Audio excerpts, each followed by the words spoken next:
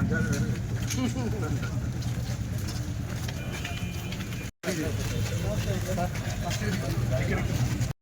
సంవత్సరం కూడా శాసనసభ్యులు వారి చేతుల మీదుగా ఈ కార్యక్రమం జరిపించేందుకు భారత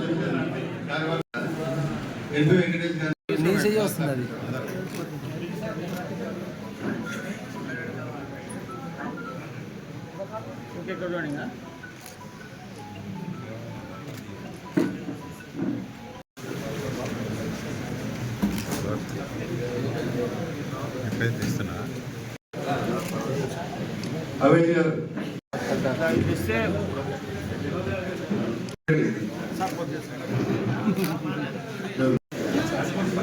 మేడం మహిళా న్యాయవాదులు సవిత మేడం అలాగే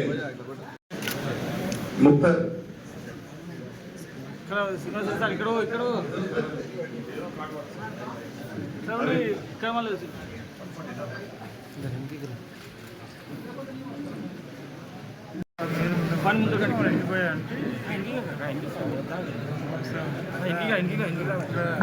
ఫోటో పడాలి wide wide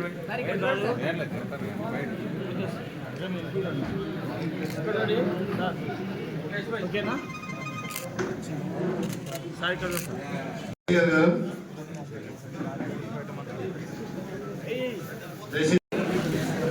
Narasimha Reddy,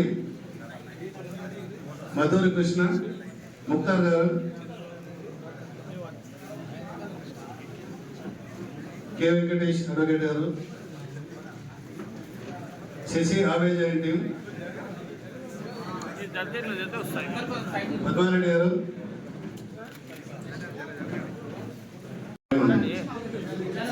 CS Venkataraman గారు, రవీంద్ర నాయక్ సార్, పద్మారెడ్డి,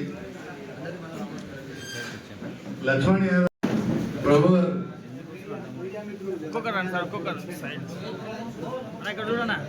కొండయ్య గారు. సీఎం గారి దృష్టికి తీసుకెళ్తాం.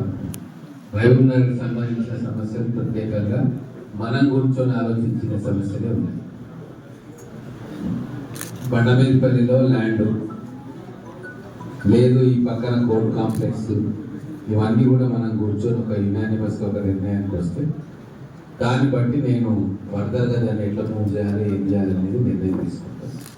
ఇంతకుముందు సోదరు మధుసూదన్ రెడ్డి గారు అన్నట్టుగా కొద్దిగా డిఫరెన్స్ ఆఫ్ ఒపీనియన్ ఉంది కాబట్టి లాంగ్ ఇంట్రెస్ట్ ఆఫ్ బార్ భవిష్యత్తులో మహబూబ్ నగర్ విశేషంగా అభివృద్ధి చెందబోతా ఉంది.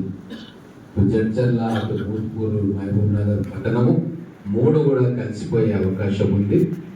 అనేక అభివృద్ధి కార్యక్రమాలు రాబోతూ ఉన్నాయి. యూనివర్సిటీలు, కాలేజీలు, ఇన్స్టిట్యూట్స్, ఐటీ, మ్యానుఫ్యాక్చరింగ్ సెక్టర్లో కానీ ఐటీ సెక్టర్లో కానీ అనేక కంపెనీలు రాబోతూ ఉన్నాయి. ఈ డెవలప్మెంట్ దృష్టిలో పెట్టుకొని ఇప్పటి నుంచే మీరు లాంగ్ రన్ ప్లాన్ చేసుకొని భవిష్యత్తులో ఎక్కడ ఉంటే బాగుంటుంది అంటే ఈ రోజు సంబంధించిన ఆలోచన కాకుండా ఒక 10 ఏళ్ళ తర్వాత 20 ఏళ్ళ తర్వాత అయినా సఫిషియెంట్గా మనం ఇప్పటి నుంచే ప్రణాళిక వేసుకుంటే ఎలా ఉండన్న కోణంలో మీరు ఆలోచించి ఒక నిర్ణయానికి వస్తే ఖచ్చితంగా ఆ నిర్ణయాన్ని అమలు చేసే బాధ్యత మా అందరికీ కూడా. ఇంకో విషయం, హెల్త్ కార్డ్స్ కావచ్చు, ఇన్సూరెన్స్ కావచ్చు, మిగతా హెల్త్ బెనిఫిట్స్ కావచ్చు, ఎడ్యుకేషన్ బెనిఫిట్స్ కావచ్చు, లేదు ఇంటి సమస్య, ఇంటి జాగా సంబంధించిన సమస్య కావచ్చు, ఖచ్చితంగా ఇప్పుడు మాకు అవకాశం ఉంది. కోర్టు దగ్గర ఉంది అని చెప్పారు కాబట్టి సో కోర్టు ఇక్కడ నుంచి షిఫ్ట్ చేసి, ఎందుకంటే చాలా ఇబ్బందికరంగా పార్కింగ్ కానీ నేను కూడా చాలాసార్లు కోర్టుకు ఈ మధ్య అంటే నేను ఎమ్మెల్యే అయిన తర్వాత రాలేదు, అంతకుముందు కోర్టుకు చాలా కోర్టు అటెండ్ అయినా ఇక్కడ నేను కేసెస్ కూడా అటెండ్ అయిన విషయం అందరికీ తెలుసు. ఇక్కడ ప్రాబ్లమ్స్ ఉన్నాయి, ట్రాఫిక్ జామ్ అయితే ఉంటుంది రోడ్డు మీద కాబట్టి సో కోర్టు షిఫ్టింగ్ కు నేను కానీ ఎన్ఎం శ్రీనివాస రెడ్డి గారు ఇద్దరం కూడా 100% సహకరించడానికి సిద్ధంగా ఉన్నాం ప్రభుత్వ పరంగా. కాబట్టి చేయాల్సిందల్లా మీరు యునానిమస్, ఎందుకంటే కొందరు నాకు తెలిసిన సమాచారం వాళ్ళు ఎంతవరకు తెలియదు, కొందరు అపోజ్ చేసిందని తెలిసింది. So some of the advocates of in oppose to సిఫ్ the building అన్నట్టు నాకు డిజైన్ గా తెలిసింది. కాబట్టి సో బెటర్ ఏంటంటే యునానిమస్ రిజల్యూషన్ ఒకటి పంపిస్తే 100% మేము ఈ విషయాన్ని ముఖ్యమంత్రి గారు, ఎందుకంటే లా మినిస్టర్ కూడా ముఖ్యమంత్రి గారి దగ్గరనే ఉంది కాబట్టి సో మేము అసెంబ్లీ సమావేశాలు స్టార్ట్ అవుతా ఉన్నాయి. అవకాశం ఉంటే ఆ విషయాన్ని ప్రస్తావిస్తాం. ఖచ్చితంగా ప్రభుత్వ పరంగా 100% సపోర్ట్ చేయడానికి బిల్డింగ్ చెప్పి సందర్భంగా తెలియజేస్తాను.